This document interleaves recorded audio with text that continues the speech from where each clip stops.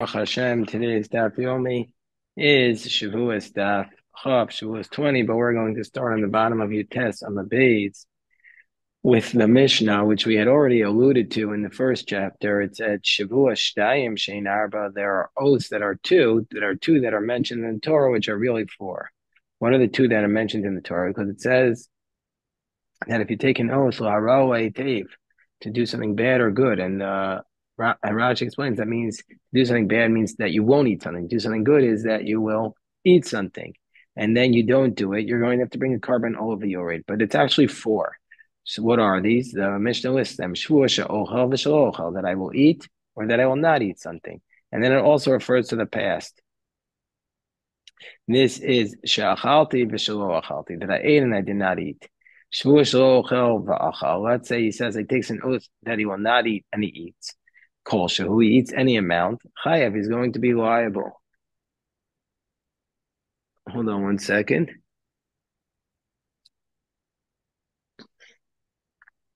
So, and then he eats any amount, he's going to be liable to bring this carbon. If he does it intentionally, he'll get lashes. Divrei Rabbi Akiva.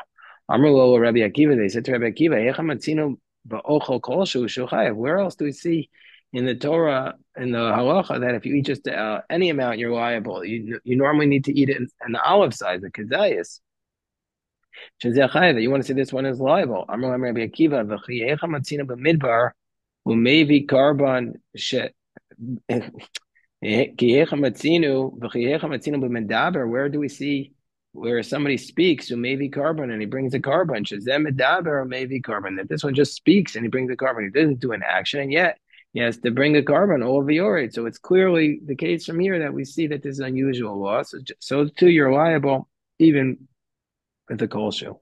Gemara first talks about the idea that if you say Shvuah she'ochel means an oath that you will eat. If you take an oath, you say a Shvuah she'ochel, that means that you will eat. Ramini, we have a contradictory source. Shvuah lo ochel lecha. It says in a source from the Darim. It's not clear if it's it's clear, but it's a machukas. Tosa says it's a Mishnah. The text are in front of us seems to imply it's a brisa, so it's a source from the Dharam. Shavua lo ochelcha, shvua that I will not eat your food, or shvua she'ochelcha, an oath technically speaking means that I will eat your food, but the Gemara is going to show it means that I will not eat your food. Lo and then lo shvua she'ochelcha. I'm not taking an oath that I will not eat from you, meaning to say, he's saying the following, he's taking upon himself, it implies that an oath that I will not eat from you is an oath that's upon me.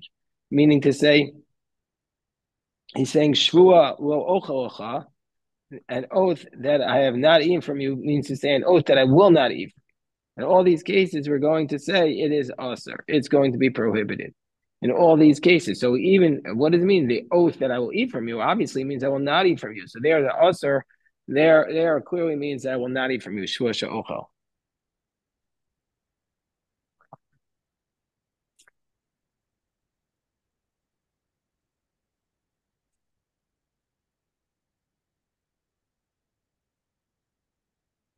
So the Gemara says, how do we deal with this contradiction? Amar Abaye, olam dachil namashma. It says Shvuah she'ochel means that I will eat. And it depends on the context. If they're trying to get him to eat and he says, I swear I'll eat from you, that means he's not going to eat. And if they're not trying to get him to eat and he swears I'll eat from you, that means he says that means he will eat. So it depends on the context. So therefore, we explained. So in our Mishnah is referring to a case. Our Mishnah is referring to a case where they're not trying to get him to eat. So therefore, when he says Shvuah she'ochel, it means an oath that he will eat. The Brisa, the source from the Dharam, is referring to a case. That's referring to a case where misarvin boechol, that they are trying to get him to not eat. And so since they're trying to get him to not eat, when he says v'ka'amar lo achilna, so therefore, what he's saying is, he keeps saying lo achilna, the kikam mishtabe, halchikamer. So that when he takes the oath, what he's really in effect saying is Shevuos shelo ochel. Even though he says I'm going to eat, what he really means is an oath that I'm not going to eat. So so that's the answer that the Gemara gives. That's Abaye's answer. Rashi Amar Tani Shvuashi Ochocha. No, change the text of the source in Nedarim. Why is it prohibited? Because it says, "I take an oath that I will not eat from you." The Gemara says, "Well, Yachi Ma'ila Meimra." Well, what's the chiddush? I mean, obviously, if he takes an oath that he's not going to eat from you, it's prohibited. Gemara says, no, Mala de Tema, you might have said, Lishna the Iskilewe. It's that he really didn't mean to say it. He messed up. Nichshal, he said the wrong thing. He didn't really intend to say, I will not eat. He intended to say, I will eat. You might have thought that, so we don't say that. Kamashma one. And Tosfos says, well, why don't you just ask him? Because he says, no, I want to stick by whatever I said. And so that's the context. He says, whatever I said is what I accept upon myself. Okay, we're on Chaf Amid Aleph, 6 lines from the top. Tana Rabbanan. So the Gemara is now going into the exact language of an oath. Tana Rabbanan, Mifta is a Shvuah. If you say the word Mifta, as we have expression Shvuah Spitoi, that's considered an oath. And also Isar, the expression of Isar is also a Shvuah, is also an oath. Isur Isar.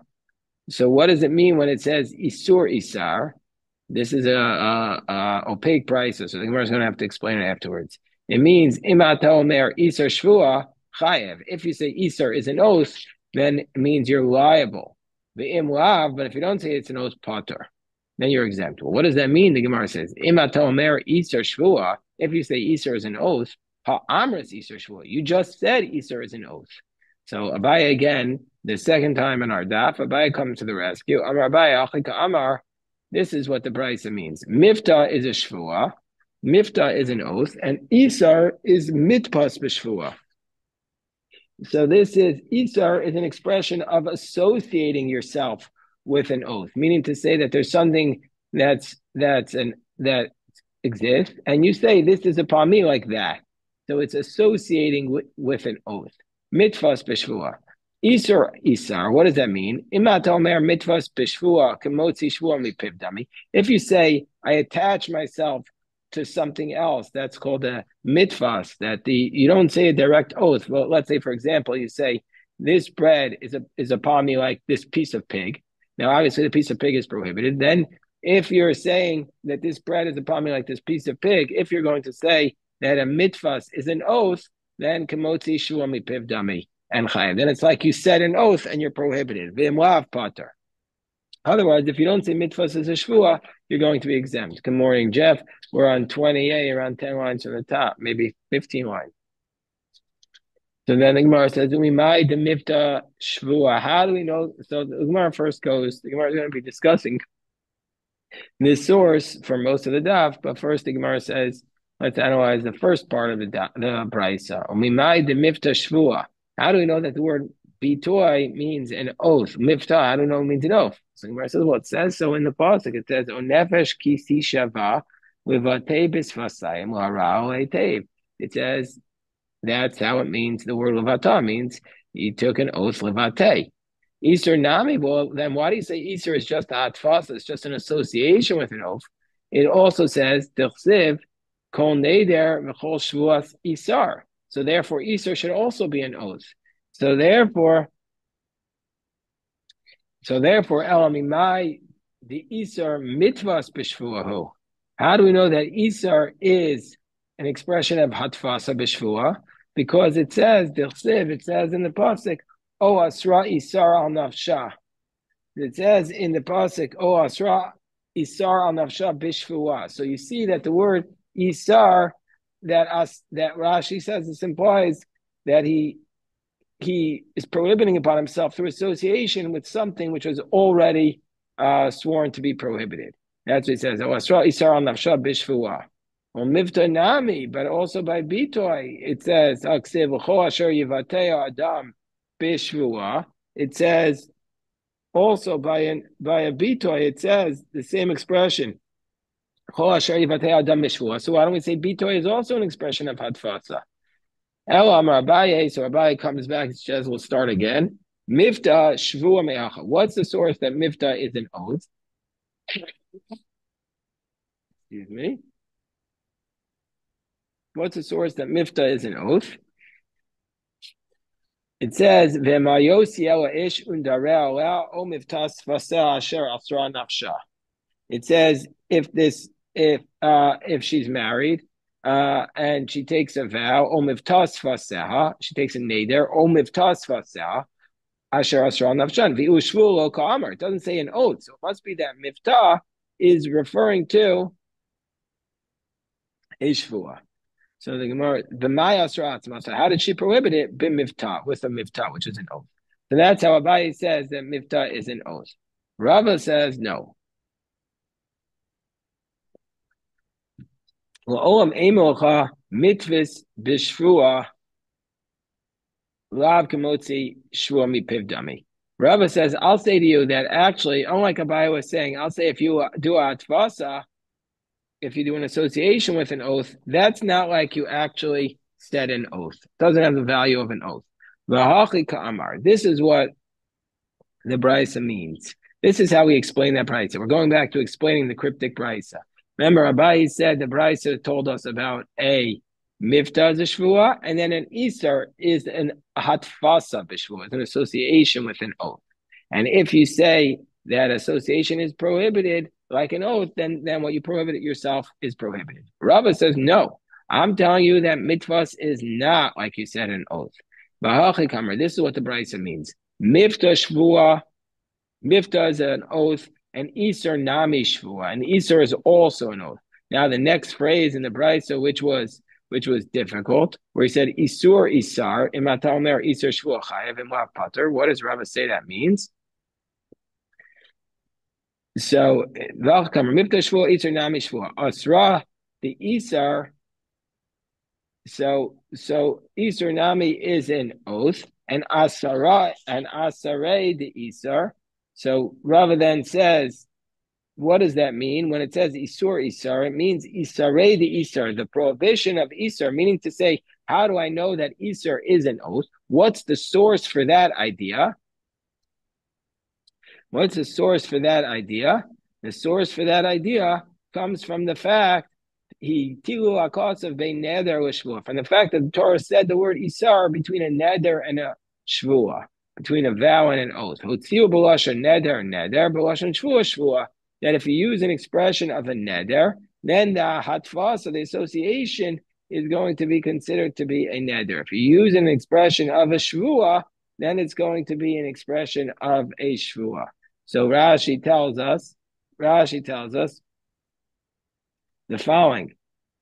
Let's say you say like an oath. Like what's an example of the language of an oath? You say, Shalo ochal kikar zeh. That I will not eat this loaf of bread like that other thing that is prohibited. Then that's an expression of an oath. What's an expression of a neder? If you say konem zeh elai. And so what's the major difference between a shvuah and a neder? The idea that you get to carbon all of the yored is on a shvuah, but not on a neder. So, okay. So if you use the expression of a neder, you're exempt from a carbon. That's what Rashi said. Okay, so now, where does the Torah place the word isar between a neder and a shvuah? Because it says, V'embeis isha ni'adara, o asra isar al nafsha. It says in the pasuk, "V'embeis isha nadara, o asra isar al nafsha b'shvuah." So you see that the word isar is placed between neder and shavua. She takes a vow or an oath. So Abaye, who says hatfasa is an oath, and Rava, who says hatfas is not an oath, but Isar is an oath or neder. So Rava is saying hatfas is not an oath. So they follow their logic. How so? We have a different oath. We have a different price. So that states matbis v'shvua. Let's say you do this hatfas, so this associated oath. Abaye says kemotzami shvua mipivdami. Abaye says it's like you took out an actual oath. The Rava Amar Lav kemotzami shvua mipivdami. The Rava says it's not like an actual oath. Meisavei Gemara says we have a challenge. We're going to challenge Rava, who says hatfas is not an oath. Ezuhu Isar Amor b'Torah. What is the Isar that said in the Torah? Harei alai shelo achal basar. If a person says, I'm not going to eat meat, v'shelo eshte yayin, and I won't drink wine, ki yom shemeis bo aviv. Like the day that his father died. The day that his father died, Rashi says he had taken upon himself an oath not to eat meat or drink wine. This is the yard site. This is the source for the idea that people do not, that many people fast on the yard site because it's a day of tshuva for the family. So if a person says, I will not eat like the day of the yard site, so that's a hatfasa. He's associating with something that's already prohibited him. Or kiyom shemeis bo ploni, or like the day that this other person died, or kiyom shenerek bo Gedalia ben Achikam, or like the day that Gedalia died, which is a fast day, Tzom Gedalia, or kiyom shera Yerushalayim b'chorbana, or like the day I saw Jerusalem in its destroyed state, Aser. So this is prohibited. So we see Hatfasa is an oath.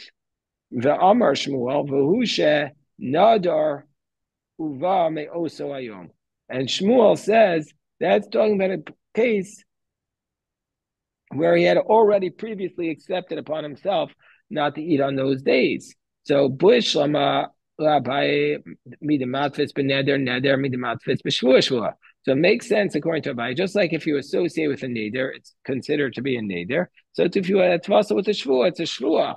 But how would Rava explain it? Ela Rava kasha, because Rava says that since he says matfis for shvua is not a shvua, so too matfis beneder is not a neder. So it's a question on Rava. We're on the top of 20b. Chafam abayz at the top. Rava taretz ve'ema achi. Rava says, no, this is how you have to explain the brisa. The brisa is not talking about hatfasa. He's talking about the essential aspect of the neder. So basically, what he's saying, the brisa means as follows: Ezo isar nader ha morbator. What does the Torah mean when it says isar and it refers to a vow? That it means ha'omer harei alai shelo achal batar v'shelo eshte yayin kiyom shemeis bo aviv or kiyom shenereg bo ploni. If it's like a person who says, I will not eat the meat or drink the wine like the day that that his father died, and this is not hatfasa neder, but it's the ikar neder because he says harei alai, so it's upon me. So therefore, the vow is going to take place. And about this, Amar Shmuel v'husha nidor avame osa ayom, and Shmuel then says this only takes effect if he associates on that day with another vow, my time. Amakra ishki dor neder Hashem achi idor bedavar nidor.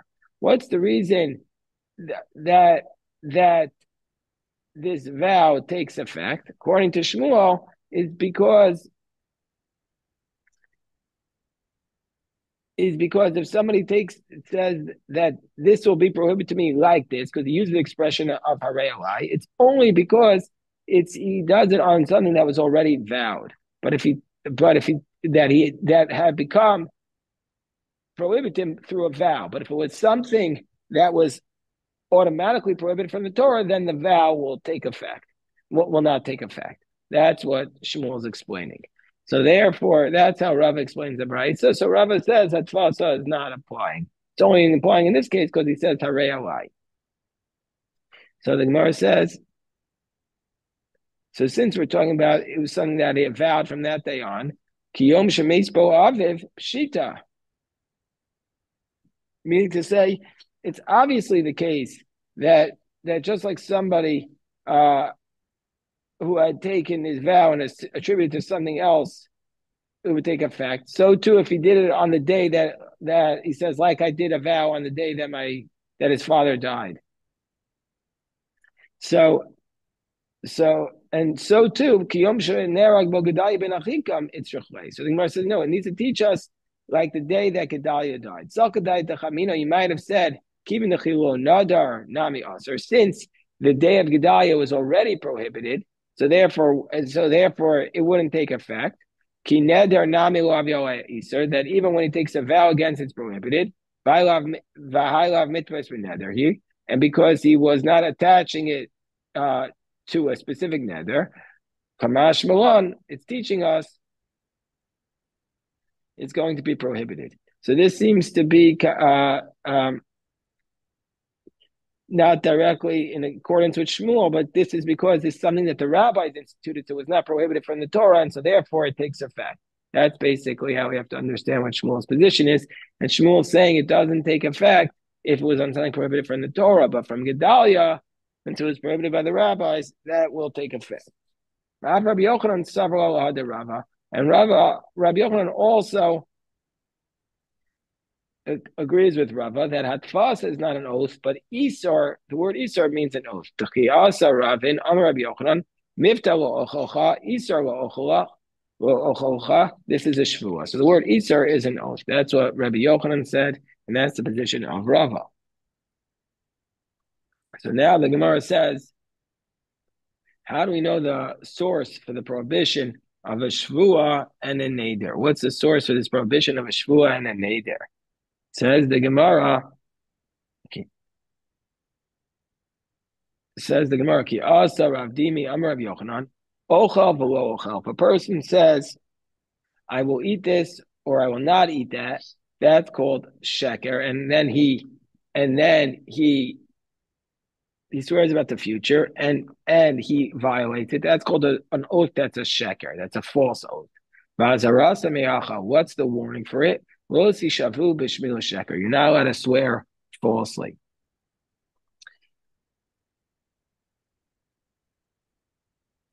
So what's the reason why we need to know exactly this?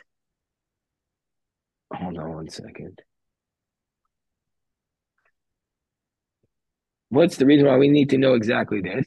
Rashi explains because in order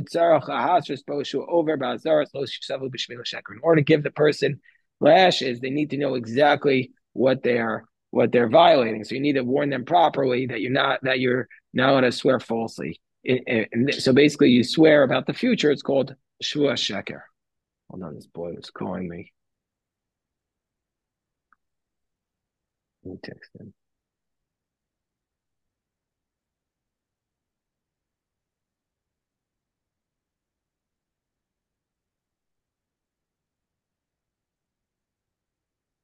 Okay.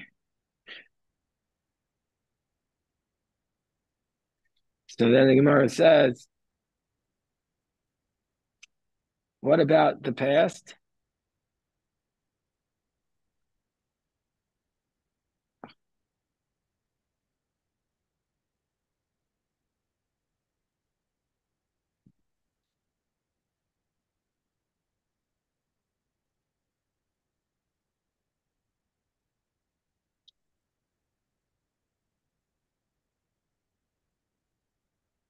Okay. So what about the past? You say achalti or lo achalti, you take an oath that I ate or I did not eat, and you're lying. That's called a shav. That's called an oath in vain. And the azara is from here. So in the future it's called sheker, and in the past it's called shav. And konamos, and what are vows over below yachel dvaro.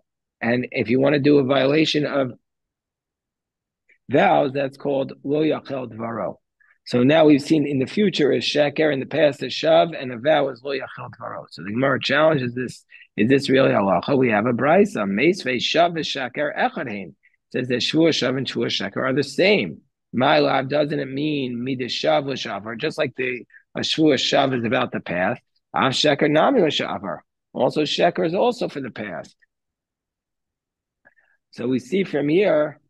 Ama achalti v'lo achalti shekeru. We see from here that an oath that I ate and that I did not eat is considered to be shuath sheker, not just about the future.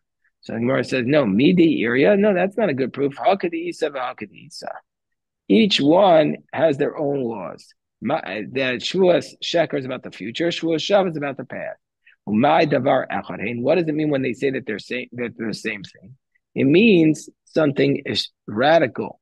The bedibor echad namru, that both the shua shav and the shua sheker were said by God at the exact same moment, and they were said simultaneously. Kedetanya, like we learned about the mitzvah of the 10 Commandments. Zachar v'shamar bedibor echad namru. That just like Zachar and Shamar, remember and guard of the 10 Commandments, were both said at the same time. So too, Shevuos Shav and Shevuos Sheker were said at the exact same time. Osana Berecha Eid Sheker. And in the second Dibros, it says Osana Berecha Eid Shav. So therefore, these were also not just Zachar v'Shamar. Everybody knows because we have a song Zachar v'Shamar v'Dibur Echad Nemru. We should also say it about this Shav v'Sheker v'Dibur Echad Nemru, which is Masha Ein Yachol Apel Daber Masha Ein Ozen Yachol Shmoa. That which the mouth cannot speak and the ear cannot hear. So that's how God said both at the same time. The Gemara says Bishlam Hasam. It makes sense to say by Zachar and Shamar Dibur Echad Namru. It makes sense to tell us why Zachar and Shamar were said at the same time.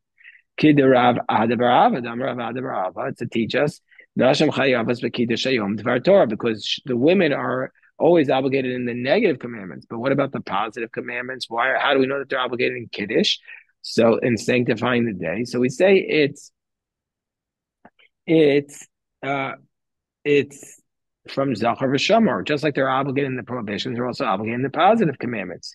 The Amar calls Zachar v'Shamar, kol sheyeshna mishmira yeshna mischira. Whoever is in the prohibition, in the context of not violating Shabbos, so too you have to keep the Shabbos. You have to be mekadesh Shabbos. V'hani nashe, all this the mishmira is not mischira. So these women, since they're in shmira, they're also in the zechira. So what's the halacha? Why Shav and Sheker are said at the same time. So therefore, for this reason, the Gemara has to explain the Brisa in a new way. So what's the new way that the Gemara is going to explain the Brisa? As follows. Rather, what does it mean that Shav and Sheker are said at the same time? It's to teach us El Kashem Sheloka al Shav, Kacholka Nami al Sheker. Just like you're in violation, if you took an oath in the past, you're going to get lashes. So too, you're going to get lashes if you violate the future. Gemara says, Klape lie. It's the opposite. You should have said, just like you get lashes for a false oath in the future, so too you're going to get lashes for a false oath in the past. Because if you take an oath that I will not eat and you eat, that's a direct action, whereas Shevuos Shav is just words. Ella Ema, so say it like this, Kashem Shaloka al Sheker, Kachloka Nami al Shav. Just like you get lashes for a false oath in the future, so too about the past. The Gemara says, Pshita, that's obvious. It's obvious that you're loka for the past, because it says in the pasuk about a Shevuos Shav, Ki lo yinakeh Hashem, that Hashem will not forgive you, which implies that the court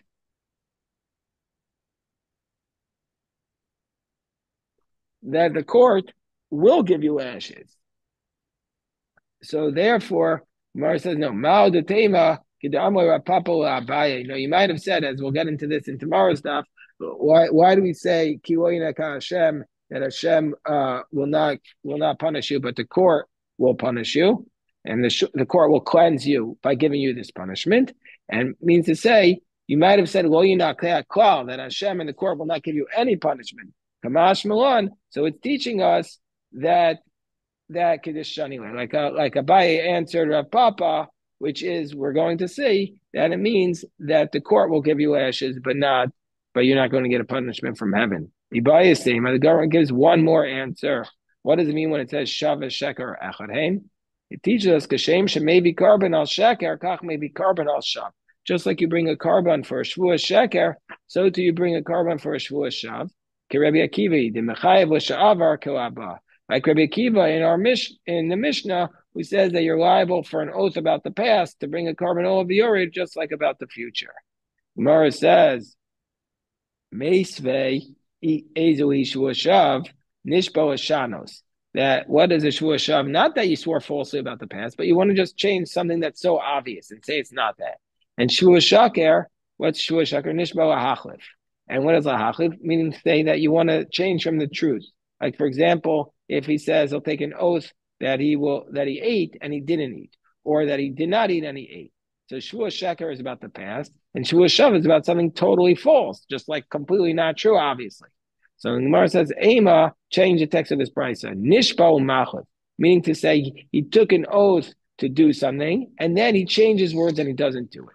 That's what's called a Shevuos Sheker. So we saw basically an introduction to this concept of oaths. We have three oaths that we talked about here: Shevuos Sheker, which is about the future. Shavuos Shav is about the past, and then Neder, which is Konei Malai. Okay, we'll stop here. And I want to say that tonight, God willing,